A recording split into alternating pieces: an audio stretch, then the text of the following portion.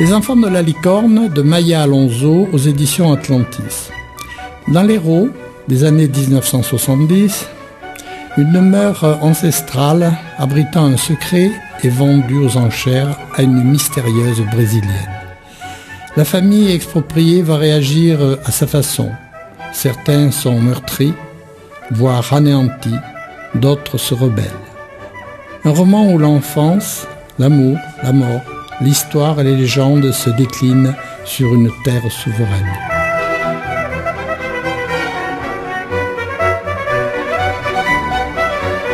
Maya Alonso, bonjour. Bonjour. Vous vivez en Gascogne. Oui. Après une jeunesse nomade entre Mascara, Toulouse, Londres et Paris, vous vous fixez donc et vous avez publié 2 romans. Un qui s'appelle L'Odyssée de graines de bled en terre Ifri. On dit Kia, c'est ça. En terre d'Ifriqiya, voilà, oui. C'est ça. C'est pour le terme pour parler de l'Afrique D'accord. d'une manière assez poétique, oui. Donc aux éditions L'Harmattan en 2013. Oui. Et Le Soleil colonial, Royaume des cailloux, aux éditions Atlantis, en 2014. Oui. Mais aujourd'hui, vous allez nous présenter Les Enfants de la licorne, qui est donc votre dernier roman et qui, lui aussi, a été édité aux éditions Atlantis. Alors, tout au début de votre livre, il y a François et Léon, que François appelle souvent amicalement la crevette, parce qu'ils se connaissent depuis très longtemps. Et ils reviennent d'une vente aux enchères, puisque le domaine qu'exploitait François vient d'être vendu. Donc François Baltramé l'acquitterie. Et à partir de là, donc il y a toute la famille qui est autour et qui justement veut essayer par certains côtés, d'autres se rebellent, d'autres pas, d'autres acceptent. Et vous allez bien sûr nous raconter votre livre, même si je l'ai lu et que de temps en temps je vous poserai des questions. Nous vous écoutons. Oui, alors donc vous l'avez bien dit, c'est le personnage principal, quasiment pour moi, c'est la maison qui s'appelle Quitterie, du nom de la patronne de la Gascogne. Ça se passe dans un village que j'ai appelé Loubet, mais qui, dans la vie réelle, serait plutôt Saint-Martin de Londres, où j'ai séjourné et où je suis tombée sous le charme de ce petit village il y a très longtemps. Et j'ai gardé ça dans un coin de ma mémoire pour un jour le faire vivre, donc, mais librement, en prenant une autre identité. Donc cette maison a traversé un petit peu les siècles, elle a traversé les siècles, et c'est un petit peu le moyen de raconter brièvement, puisque ça ne se passe que sur un seul chapitre, l'histoire du Languedoc.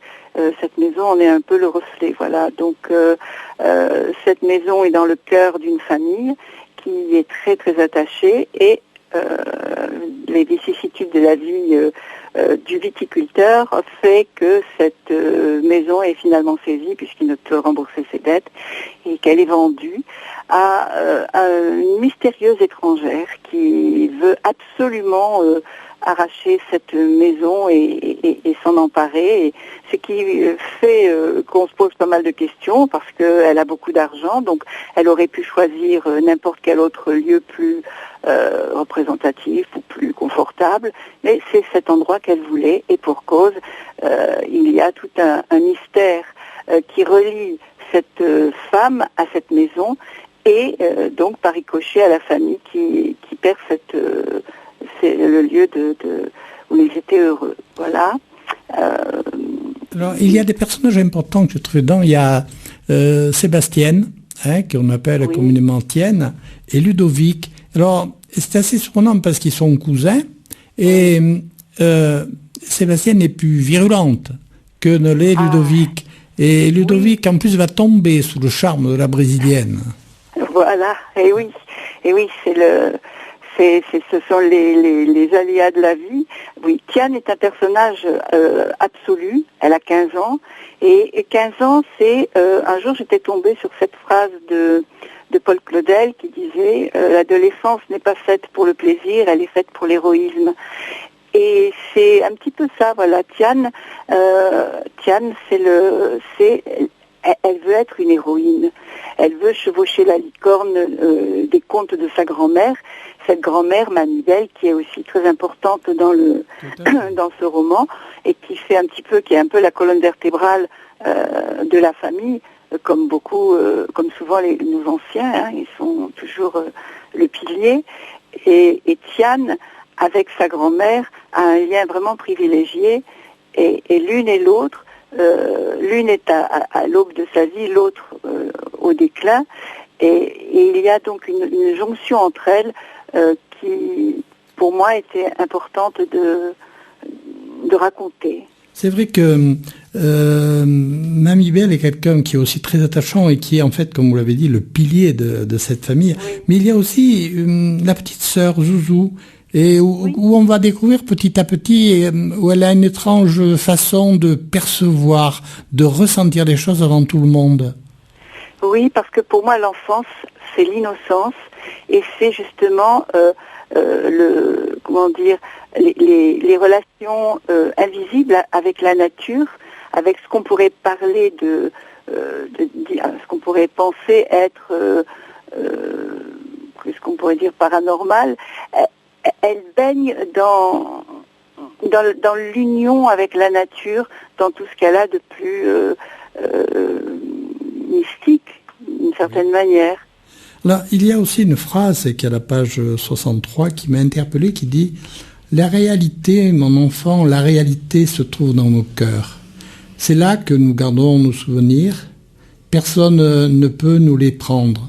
Nous sommes sur un bateau qui s'éloigne sans cesse des côtes. Nous avons été heureux. Il faut accepter cela. » C'est vrai que c'est pas évident, et est-ce que, surtout à l'âge d'adolescence, est-ce qu'on peut accepter cela? Et justement, non, il a fallu toute une vie à Mamie-Belle pour arriver à cette conclusion, puisqu'elle-même a eu à perdre l'amour de sa vie, qui n'est pas rentré de la guerre de 14-18, et qui a passé sa vie à l'attendre. Et donc, elle s'est construit un bonheur rationnel, on va dire, parce que elle sait, elle, que ce qui est vrai n'est pas vrai forcément pour les autres, mais c'est un petit peu, c'est d'ailleurs, c'est ce que moi je pense fondamentalement, nous avons chacun notre part de vérité, et si nous nous asseyons autour d'une table ronde, le monde entier, chacun avec sa part de vérité, ça donnerait un joli kaléidoscope de ce qu'est la réalité, mais chacun a la sienne. Alors il y a le sage aussi qui s'appelle Fanou, qui est le berger, voilà, et que les gens viennent consulter. Et pour qui la parole que dit Fanou est une parole qui vaut de l'or. Et on verra que Ludovic est très attaché à cet homme-là. Et que Mamie-Belle et aussi était très attachée à lui lorsqu'elles étaient jeunes. Il y avait un grand respect entre l'un et l'autre. D'ailleurs, Ludovic, à un moment donné, essaie de le sonder pour savoir si effectivement entre Mamie-Belle et lui, il y a eu quelque chose. Ce passage est aussi prenant parce que on découvre la curiosité que peut avoir un adolescent. Oui. Hein? Alors il y a Olivier aussi, mais Olivier tient moins de part, on va dire, dans votre livre. Moi, j'ai trouvé les personnages principaux, ce sont François, qui passe très vite, bien sûr, peu cher, oui, parce que il est plein de tristesse. Il y a Mamie-Belle, il y a Ludovic, il y a Tienne, il y a la brésilienne aussi, qui a de l'importance. Hein, oui, voilà, oui. Hein, qui est l'héroïne. Et vous avez aussi, donc il y a cette rencontre aussi, hein, qui est importante, justement, qui fait basculer Ludovic entre la brésilienne et sa fille aussi, bien sûr, hein, qui s'appelle Charline. Hein, et c'est poétique. voilà. Oui. Hein. Alors il y a le souterrain aussi. Alors est-ce que tout ça, ça existe vraiment, ou est-ce que ça sort purement de notre imagination, le souterrain? C'est purement imaginaire. Ah, d'accord. Hein. Non, c'est purement imaginaire. C'est vrai. J'ai trouvé aussi quelque chose qui m'a rappelé un film de Philippe Noiret, et c'était L'œil derrière le miroir. C'est Le Vieux Fusil, je crois, qui s'appelait ce film. Oui, quelqu'un m'a aussi fait cette remarque. Je n'avais pas vu le film encore, je crois, quand j'ai écrit ce livre. Non, mais je ne dis pas que vous avez fait du copier-coller. Non, donc je sais plus. Non, mais c'est vrai que quelqu'un m'a fait cette remarque aussi. Alors, il y a aussi dans votre livre une phrase qui m'a interpellé à page 130. Quand vous dites « Quand la réalité rejoint le rêve, elle prend une couleur indéfinissable qui abolit le temps ». Je trouvais que c'était très joli et très beau, ce qui est tout à fait vrai d'ailleurs. Et comment vous est venue cette idée-là, pardon? Alors, vous savez, quand on écrit, enfin, quand moi j'écris, ce n'est plus moi qui écris. C'est quelque chose qui se passe, oui. Et je découvre au fur et à mesure. Et il m'arrive justement de tomber ensuite, en me relisant, je dis, bon, j'ai écrit ça. Ça paraît un petit peu bizarre de dire ça, mais c'est vrai que j'écris sous l'inspiration. Mais il est certain qu'avant d'écrire, il se passe des mois, peut-être même des années, où on porte les prémices d'une histoire. On a des personnages qui nous accompagnent. Moi, je m'amuse à dire qu'ils sont là autour de moi et qu'ils me disent, alors, quand est-ce que tu vas écrire mon histoire? C'est un petit peu ça, quelque part. Et donc, c'est quand même quelque chose de très mystérieux, l'écriture, parce que justement ces personnages arrivent ensuite avec leur raisonnement, avec tout un processus, et sincèrement je ne saurais pas expliquer comment ça se fait. Il est évident que ça se nourrit de moi, c'est pris quelque part en moi, c'est mon chemin de vie, ce sont les réflexions que la vie a pu m'inspirer, qui viennent à un moment comme ça colorer l'écriture. Oui, dans voilà. Le livre. Alors, il y a le mot « avant » aussi. Et ce mot-là m'a interpellé parce que « avant », racine amère que l'on mâche. Qu'est-ce que vous avez voulu faire passer comme message dans ce mot « avant » ? Avant, c'est justement, ça s'est tombé dans le domaine du rêve et c'est la réalité qui va venir colorer les souvenirs. Avant, c'est ce qui est, en anglais, on dirait le nevermore, le plus jamais. Oui. C'est un petit peu ça. Il y a aussi la différence entre l'amitié et l'amour. C'est comme si on comparait le jour et la nuit. Oui. C'est assez surprenant comme remarque. Le parallèle entre ça et ça. Et il y a aussi un texte qui m'a interpellé, qui est à la page 178 et que j'ai trouvé très joli. Que pleures-tu, homme sans sagesse? Te l'es-tu jamais demandé? Est-ce l'autre qui est mort que tu pleures ou ton propre vide? Nous entendons dire ce sont ceux qui restent qui sont à plaindre. C'est pas faux ça non plus, hein. Je dirais même que c'est très juste. Et c'est souvent que quand quelqu'un s'en va, on dit c'est presque plus celui qui reste qui est à plaindre que celui qui est parti. Et pourtant, oui. Si vous deviez faire une conclusion sur votre livre, quelle conclusion feriez-vous?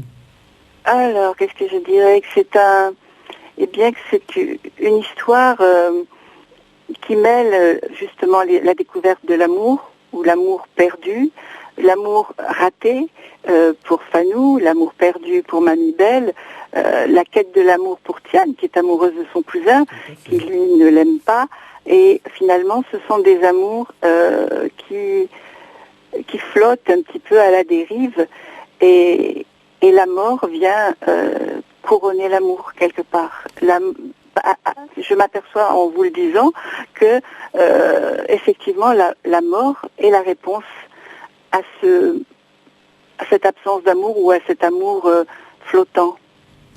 Bien, il ne me reste plus qu'à vous remercier et vous dire à très bientôt. Eh bien, je vous remercie beaucoup et puis oui, à bientôt. Au revoir. Au revoir.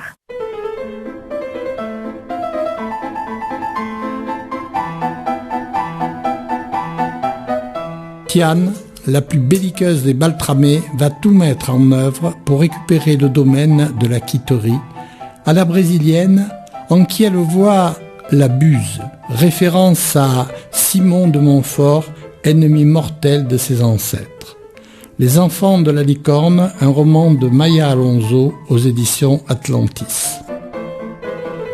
La semaine prochaine, je vous ferai découvrir le tome 3 de Ça se passe pas très loin de chez vous, des nouvelles de Jean Tirelli aux éditions de la Mouette.